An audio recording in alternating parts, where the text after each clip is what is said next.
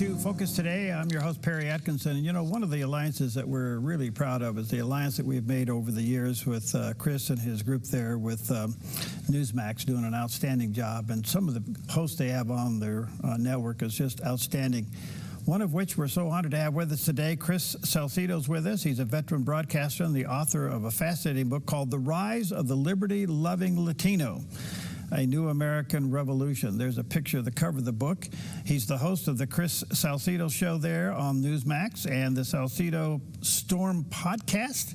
He's also an executive director of the Conservative Hispanic Society. You can go to Chris Salcedo, SALCEDO.com is his website, and it's very, very resourceful. Check it out there. So, Chris, good to see you, friend. How are you, bud? Harry, it's nice to make your acquaintance. Nice to know you.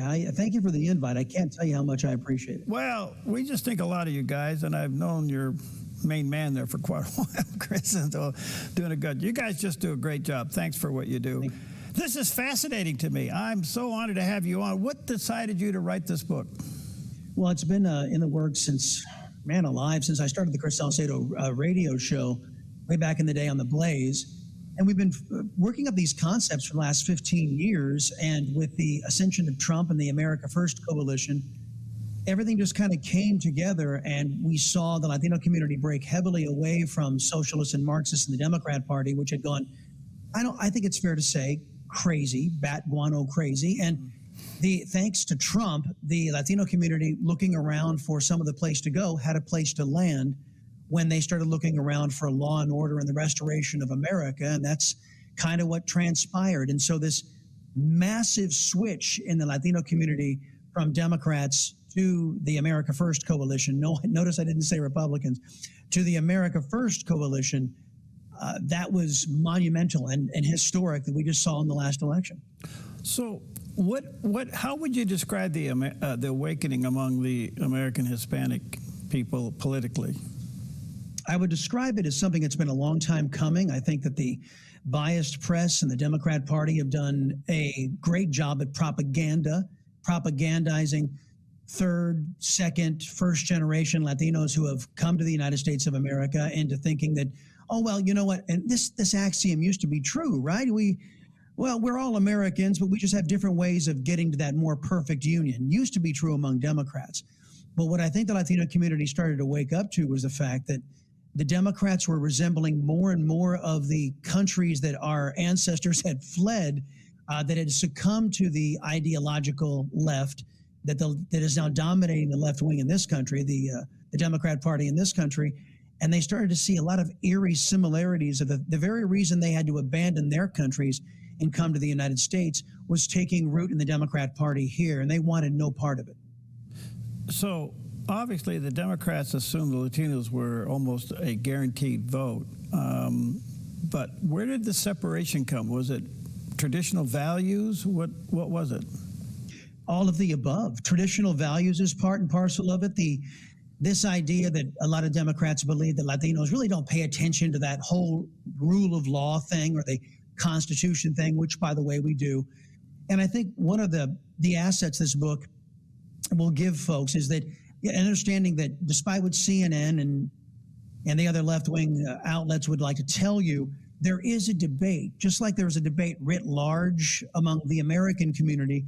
In the Latino community, there's that very same debate. You have liberty-loving Latinos like me, and you have loudmouth leftist Latinos like my opposition. And just like America writ large, there is a battle of ideas going on. You say that in your writing, you say that they're awake, not woke. How do they look at wokeness today? I think those in the Latino community who are grounded in traditional, let's be honest, Christian, Catholicism, very heavily Catholic inside the Latino community, they saw what the Democrats were pushing, which is this idea of that men can have babies, that little Johnny can be little Susie can be Johnny, that men belonged in women's sports. A lot of people in the Latino community said, no, that is not only anti-science, it's anti-God and anti what the very foundations of what many of us were brought up believing and knowing through our faith. So I think that the cultural mores that have been pushed by the Democrat Party opened up the door for the other issues, the economy, the rule of law, and all that kind of stuff, opened up that possibility for Latinos to consider everything else. But I think that you've hit the nail on the head. That the Latino community really started to pay attention when the Democrats started coming after things that we knew to be true through our faith. And I'll also give you the Spanish language. They started attacking the Democrats, the basis of the Spanish language, this term Latinx. Ooh. Whether you're a Democrat or a Republican, a liberal or a conservative Latino, you despise that term Latinx. And the reason why they tried to impose it was because this idea of feminine, masculine in the Spanish language that attaches itself to words, that ran afoul of their LGBTQ, ABCDFG cultural Marxism that they've been pushing down our throats. So that was universally reviled by the Latino community. If we're going to be honest about this, Chris, the core of the Latino family is the family and their faith. I mean, those two things are the core. And when the Democrats came along and took that for granted and then tried to extinguish it through all the wokeism, I don't think they realize how offensive that is, because that goes way back, centuries back. I mean, that's the core. That's the core of who you are. Mm-hmm. It is. And you know, our friends in the Black community, and I also outline this in the book, there's a great Black awakening happening too, not to the degree that it's happening in the Latino community, but there are many people in the Black community and a lot of Latinos too. What has been the number one issue the Democrats have been pushing? The slaughter of babies in the womb, right? That is their number one, that's their sacrament on the left. And many of us had been teetering anyway in the Latino community based on abortion alone, the slaughtering of babies in the womb. And all this other stuff was just pushing everybody else over the edge in the Latino community, who said, okay, we had a real hard time accepting your devotion to abortion. And now with all this other stuff, it was just a bridge too far. That's the only Achilles heel I can tell you that the left has. They always push too far and too fast. And this time it came back to bite them. You said that they didn't go from being Democrats to Republicans. So where did they go? What are they, independents? No. They voted for President Trump, the America First coalition. Look, I think we have to be very honest about the timidity of the Republican Party that has led us to the sorry state of the last 20 years with Barack Obama, with President Otto Penn. We've had the timidity of Republicans that have abandoned our people to these ravages. And it was President Trump, opposed by the establishment Republicans. Let's not forget that. They didn't want him. They didn't want us to accept him. The American people wanted him, but not the Republican Party establishment. And it was the Republican Party establishment that prizes their relationship with Democrats over fidelity to their own voters that led us to this sorry state. And it was President Trump, like I would go back to Ronald Reagan, who said we've got to have these bold contrasts. I think it's a good idea as a Republican to oppose a Democrat. And that's where the Republican Party was the beneficiary of Trump's leadership. He gave Latinos a place to go, where heretofore, under the McConnells of the world, the Paul Ryans of the world, the John Cornyn's of the world, they didn't give us a place to land. They just had structured the Republican Party to be Democrat light. And there was no value in Latinos for that. How does the Latino community, and let me narrow this down, the American Latino community, how do they handle all of the nonsense that went on with the border? When they've been here, they're citizens, they pay their taxes, they want to raise their family, and they want to hold on to their traditional values, and certainly to their faith. And yet everything else about their culture was demonized at the border. How do they balance that in their mind and in their heart? Well, they balanced it by going the other direction. I'll give you an example. In my home state of Texas, you look at the map in the border communities down there on the Mexico-Texas border. In 2020, they were all blue. And then Joe Biden, President Otto Penn, we don't know which one did this, opened up the borders and allowed this massive wave of humanity from 168 countries to invade this country. Right. and it decimated these border communities. A lot of the Democrats who were in charge down there were pleading for help to Washington, and they were told to shut up. From Webb County to other counties along that Texas border, you look at the 2024 results, the majority of those counties are now red. They went the other direction. They went to the America First coalition because they had their communities decimated. I'll give you an example. You went to the store, and the illegal aliens had picked the stores clean, picked the shelves clean. The people that lived in those communities who had been voting Democrat for the last 20 years, they had no place to go. Not to mention at the time this was all going on, remember the China virus was running rampant, and these illegal aliens were being released into our country. That the Biden regime knew they were infected with the China virus, and they still released them into our community while forcing the rest of us to undergo the jabs and such. So the Latino community noticed all of this and said, wow, the red flag started going off, and it took about 4 years. And then the Latino community responded, and you can see how thoroughly they responded if you look at the difference between the 2020 map and the 2024 map down there on the Texas border. Do you think those numbers are going to go up? They have been. The polling has been showing that President Trump is his America First, his rule of law, his restoration of the Constitution, getting rid of criminally illegal aliens first, is really starting to meet with a lot of approval. Americans writ large, but his numbers have gone up since Election Day in the Latino community. So the other part of this equation, Chris, that's so interesting to me is what happened to the work permit for those who wanted to come into the United States and work and go back? Oh. What happened to that in the midst of all of this border fiasco? Because I come from an ag background. We need those workers, and right now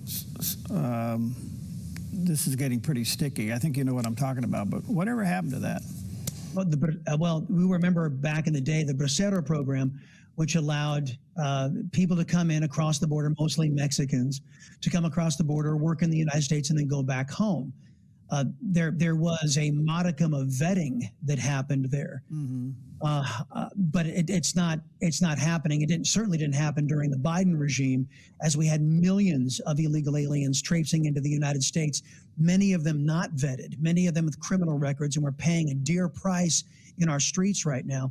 I understand the other side of the equation. This has been an unholy alliance between left-wingers who want to influence elections by giving the vote to foreign nationals who broke our laws, and the ag community you mentioned, big business that you mentioned, that requires labor. And I've always been of a mind, because I remember the old line from George Bush when he said, these are jobs that Americans won't do. Well, he never completed that sentence. These are jobs Americans won't do at the wages being offered. If there was wages and benefits being offered, you could persuade a lot of Americans to go and work in the agricultural field. It's vitally important. But if there was a program that was set up using some of the biometrics, some of the legal mechanisms, and some of the technology we have at our disposal, I think there probably would be a way to get that done. But that's not what happened with Republicans or Democrats who've been in charge inside the legislature. They didn't do it the right way. They needed the volume, and they just opened up the floodgates. I think it's a very steep price for us to pay to have the increased criminal activity in our streets that we have seen as citizens, most of them, some of them criminals, coming from foreign nations, perpetrating all manner of atrocities on the American people just to get workers into certain sectors of the economy. There is a way to do that in a legal and orderly fashion and securing the homeland while you do it. But sadly, nobody in Washington, D.C. wanted to go through that step. Amazing. Let me take a quick break here. Let me say to our viewers and listeners, check out Chris's book called The Rise of the Liberty-Loving Latino. There's a picture of the cover of the book there on the screen by Chris Salcedo. Also check out his show on Newsmax, which we carry their channel here, and also his podcast, and that's Salcedo Storm Podcast. We'll take a quick break. We'll be right back.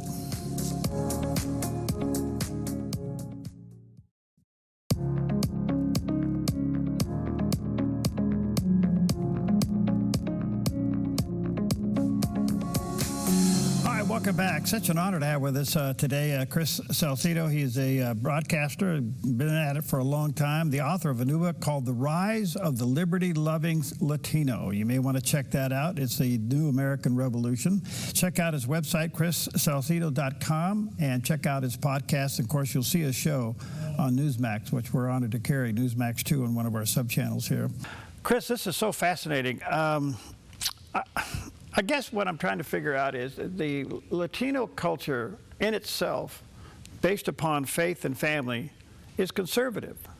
And yet, the critics on the left are saying you're betraying your culture by going that way. How do they handle that, and how do you handle that? Well, Perry, I gotta be honest. I've been called all manner of names by those on the left, and I think that should be the first signal right there, the first red flag that they're disingenuous. The minute you start to think outside of their prescribed left-wing box is when the left wing turns on you. I've been called a coconut. It's pejorative. It says brown on the outside, white on the inside, as if my advocacy for the constitutional rule of law, for fundamental fairness in the rule of law, for prosperity, that's somehow a white concept. This is what leftists and Marxists have done time immemorial. What the Democrat Party has descended into in these once United States, and it's something that turns a lot of us off. So I think that this idea that so many of us, in particular our parents and our grandparents, who may be second generation, maybe first generation coming to this country, they let us know that these are the tactics that have been used by the left worldwide. They are failed tactics that lead to suppression and oppression. One of the chapters in my book is the rise of oppression and suppression. We talk about this extensively. This is the left making its move, and they've pushed too fast, too hard, and it's awakening something in a lot of the Latinos, various cultures, Hispanics and Latinos, they come from different parts of the world. Right. They have different cultural backgrounds. There are some unifying principles, but as everybody's going to discover when you read the book, those unifying principles look an awful lot like America. Yeah, gosh, this is amazing. So much here. So do you think, is there also a rise of Latino entrepreneurialism? Yes, I think that's the reason why a lot of these individuals come to the United States, praise God, legally. They come here for the opportunity they can't get in their countries of origin. And I don't think it's unique to the Latino community. I think that before the last 20 years, before Obama, before President Otto Penn and Joe Biden, before those individuals, America was that beacon, that shining city on a hill, if you remember Ronald Reagan's quote, that attracted so many. You could come here, you could work hard, you could put nose to the grindstone, you could build something, you could build a business. And our American system that was, your good fortune multiplied the good fortunes of others. And that's very appealing. And that is something that I think is universal in the immigrant community. They couldn't make it where they came from, but you can make it here in America. That was under threat under Obama, under Joe Biden, under this extreme left-wing bent that this country has been treated to for the last 2 decades. And I think that erosion of the possibility of prosperity and success was another motivational factor inside the Latino community for breaking away from the Democrat Party, which has come to basically represent nothing but government dependence. Is this political awakening on the scale of a revival? Yes. In line with a revival that we've seen in the wake of the Kirk assassination, absolutely. If you noticed what happened, President Trump got more of the Hispanic vote than any Republican in U.S. history. Kamala Harris lost, depending on which survey you see. It's within a couple of points, depending on which metrics you're reading. Some say that President Trump split it right down the middle. Some say he got more. Some say just a fraction less. But Latino men, and if you think, and this is something the left wing also says we can't do anymore, which rubs a lot of Hispanics the wrong way. This idea of having the differences between male and female, there are differences. The biology aside, I mean, I've been married 26 years now. I can tell you, I can attest to everybody here. There are differences between men and women. And this is a fundamental truism that the left wing is trying to erase. So I think what you're seeing is that men came out in a massively huge fashion, and we were demonized for it. If you remember, MSNBC's star Joe Scarborough, Morning Brzezinski over there, called us misogynists because we wouldn't vote for Kamala Harris, because we voted for President Trump. They couldn't imagine that it was because we disagreed with her policies, that she was coronated, not elected, and we didn't like that she really had no accomplishments or could articulate nothing she would do differently in her administration should she have won. No, it couldn't have been we saw that and rejected that. No, it had to be our personal problem. And I think that's why the numbers continue to trend toward the America First coalition, is the left-wingers say, if you're not with us, then all of a sudden you're going to be one of these people that we demonize. And that they don't take too kindly to that. And most circles, in particular the Latino community. So the bullying from the left isn't working. It's starting to take its toll. There's this rejection of it. I get that. This is really encouraging. Do you see them moving to become involved politically, running for office? They already are, the Latino community. I think that we have been participating in greater frequency out there. But I will say this, and this is one of the points I made in your first segment, Perry, is that there has to be a place for Latinos to go. You have to give them a contrast. That's why this bold contrast and not pale pastels resonates with so many people who are devotees of Ronald Reagan and are now supporters of President Donald J. Trump. That there has to be a contrast. There has to be a place for Hispanics and Latinos to say, well, if the Democrat Party is going to go crazy, there's got to be a place for us to go. And that's precisely why there has to be a message and something that resonates that allows them to participate in the political process. There's got to be a debate in here somewhere. And that's why I believe the John Cornyn's of the world, the Mitch McConnell's of the world, the Paul Ryans of the world have failed us, because they have prized bipartisanship over everything else. And we all know in Washington speak, bipartisanship is another way of saying we do everything the Democrats' way. And that's not going to fly inside the Latino community. They want contrast. They want an ability. They want to have the debate. And they'll get involved in a movement so long as they can see hope in that movement. Obviously, Chris, God has called you to be a frontline warrior, and I can't imagine that's an easy job. And you're in a tough spot. How's it going, buddy? It has its ups and its downs. I mean, the hate mail is offset, I would say, by those who pick up what I'm laying down. That's what I don't know gets me through. We're inspired by your show, where you tell it like it is. For every one of the detractors out there who are left-wingers, who don't like this idea of free thinking, they will come out and they'll say all manner of nasty things. But you know, you get carried through by those who get you, who understand what you're fighting for, and that's gratification in and of itself. And you're right. I pray every night, please let me be that conduit. Let me be the one who articulates your message here. That's why we never shy away on the Salcedo show from talking about articles of faith. A, it drives the left wing crazy. B, it's what we're called to do. Absolutely. Absolutely. What do you want the takeaway to be from your book? I want folks to know that, and this is, I get a lot of criticism sometimes from our side for my moniker, the Liberty-Loving Latino. Why can't you just be an American, they say. And I say, well, I am an American.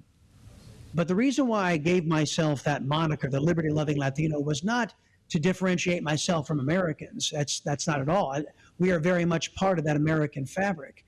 What I'm trying to do is to take the bludgeon the left has developed over these years, these racial divisions they've put into our culture, and I want to beat them over the head with it. I want to make them regret it, and I want to make them pay a heavy political price for using it. And the best way I can see is to take the weapon they've forged and use it against them. And that's precisely what I and some folks in the black community, like our good buddy Bo Snerdley, James Golden is doing. My buddy Kevin Jackson from the Black Sphere, he is doing. My buddies across the political spectrum of conservatism, regardless of whether they're white, whether they're Latino, whether they're black, they are using those tools and they are changing the conversation. And we're beating the left over the head, because what we're trying to show the country writ large is that it's all sophistry. It's all empty promises. If I can just get biblical one more time. Sure.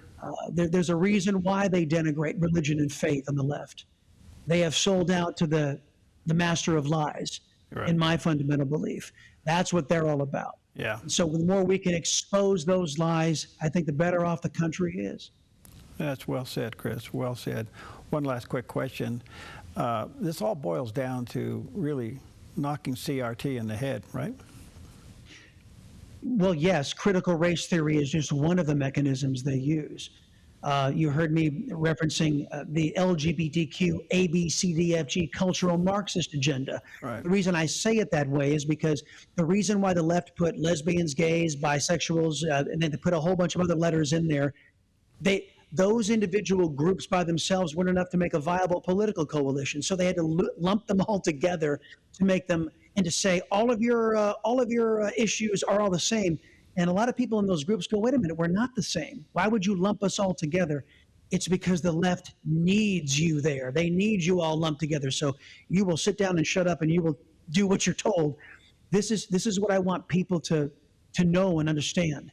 Everything that the left wing does, whether it's for they say for the black community, they say for the Latino community, for gays, for this new category they've invented, trans, getting rid of critical race theory, the diversity, inclusion, equity. I call it the DIE program. I don't say DEI, I say DIE, because that's exactly what they're doing. They're killing the culture. They're killing this country. So that's why I call it diversity, inclusion, equity. All of that is just nonsense. Everything they do, all of their issues are mechanisms to get themselves unchallenged power. Right. It is what the left does. And as soon as everybody in America recognizes that, and this book goes a long way into highlighting all of that intersectionality and all of the divisive tactics the Democrats use. They want to divide and conquer. We are the United States of America. And if we want to remain so, we'll defeat the left. Well said. All right. The book's called The Rise of the Liberty-Loving Latino, A New American Revolution. There's a picture of the cover of the book. Check it out, by Chris Salcedo. By the way, that's available online at everywhere else. Yes. You can go to Amazon right now and you can pick it up, pre-order it now. It drops on December 9th. Okay. You can save a couple of bucks and make my publisher very happy by ordering it. All right. Right now. And check out his personal website, chrissalcedo.com. There's a picture of that landing page. You're fascinating, brother. Can we get you back? Absolutely, Perry. You guys call, I'll be here. And it's a personal project for me. It is really touching that you would invite me onto the program. Thank you. Thank you. Stay in the fight. We need you, buddy. Yes, sir. God bless you.